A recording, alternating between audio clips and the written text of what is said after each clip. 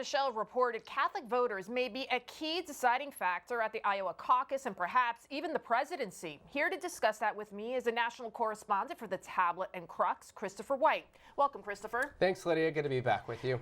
So now some political experts, they say that Catholics are the ultimate swing voter. What do you think about that? Well, I mean, part of when we talk about the Catholic vote, it's really almost indistinguishable from the general populace because it reflects just the general demographics. So like in the most recent election, the presidential election in 2016, it was split 46 to 47. So it was really quite, it's right down the middle. And so that narrow margin is a critical factor that both candidates in the general election will be vying for. Right, because Catholics often don't identify with a specific political party. As a Catholic, you can sometimes be a Republican or a Democrat. Exactly, and then you've got this sort of murky middle of those that sort of swing both ways because a lot of Catholics, as you know, do kind of feel politically homeless.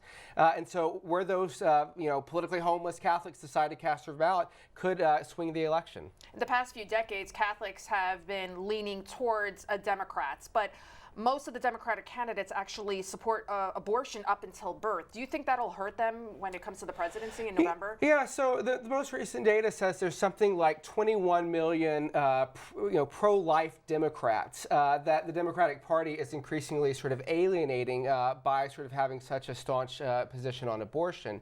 And so I think, what you hear often from sort of pro-life Democrats is that if there was sort of a bigger tent approach so they might feel more welcome, they would attract their votes back. Now, do you think President Trump needs a Catholic vote in order to stay in the White House? Well, he certainly wants it. We've heard him say that he's going to roll out a number of new initiatives for Catholic voters, and so he's going to make a strong appeal. And again, it's that sort of slim margin that could swing the difference.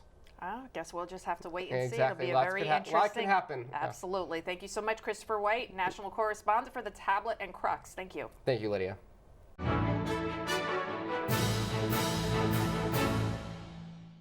If you're watching Currents News on YouTube, be sure to hit the subscribe button and then click on the bell to get instant updates about all of our newest content, because we are putting your faith in the news.